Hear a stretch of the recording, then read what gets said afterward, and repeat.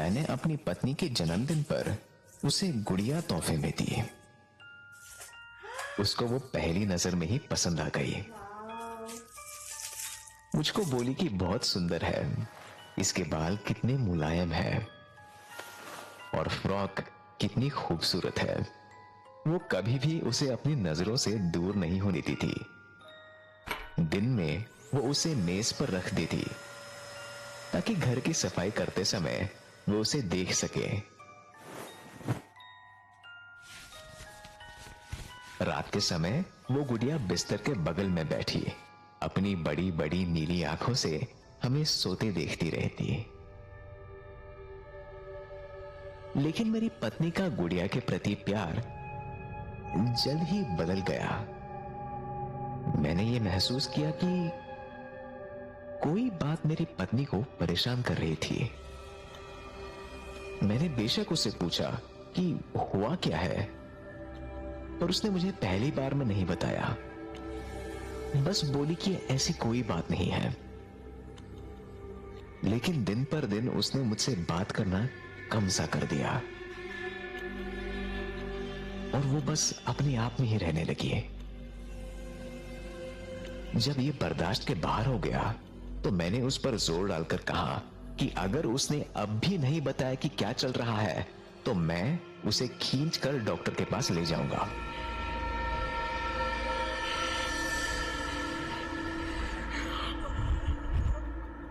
वो आखिरकार टूट गई और रोते हुए बोल पड़ी। उसने फिर मुझे बताया कि वो गुड़िया थी जिसने उसे डरा दिया था। वो बोली कि उसे लगता था कि गुड़िया उसको लगातार देखती रहती है। कभी कभी तो ऐसा लगता है जैसे वो हिल रही है। ये सुनकर मुझे थोड़ी चिंता हुई और मैं गुड़िया को देखने गया।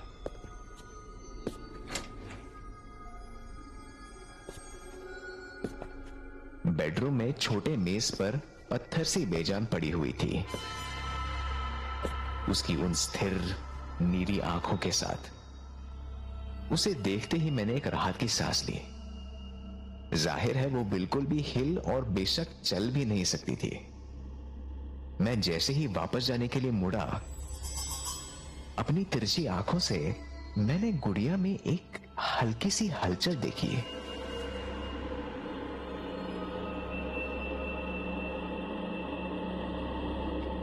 पीछे मुड़कर मैंने उस गुड़िया को मेज पर से उठाया और बिल्कुल अपने चेहरे के पास लाकर सीधा उसकी आंखों में घूरने लगा।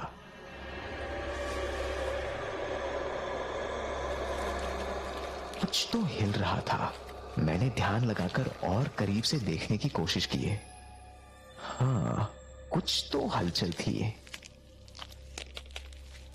पक्का थी, पर आंखों में नहीं,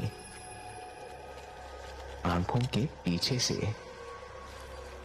इससे पहले मैं कुछ समझ पाता, उसकी आंख एकदम से फट गई और उसमें से निकले 10 लपलपाते चिपचिपे रेंगने वाले कीड़े। मैंने एक झटके से पीछे हटते हुए वो गुड़िया नीचे गिरा दी। मेरी पत्नी अंदर से चिल्लाते हुए पूछने लगी कि क्या हो रहा है। मैंने वापस चिल्लाते हुए चिंता नहीं करने को कहा। मैंने गुड़िया को फिर से उठाया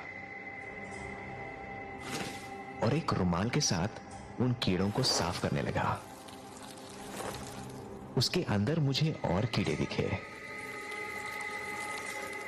जो उसकी खाल और ऊपर की प्लास्टिक से बाहर निकलने की कोशिश कर रहे थे। इतनी जल्दी? मुझे लगा कि ये और लंबा चलेगा। अब मुझे अपनी पत्नी को नई गुड़िया देनी पड़ेगी।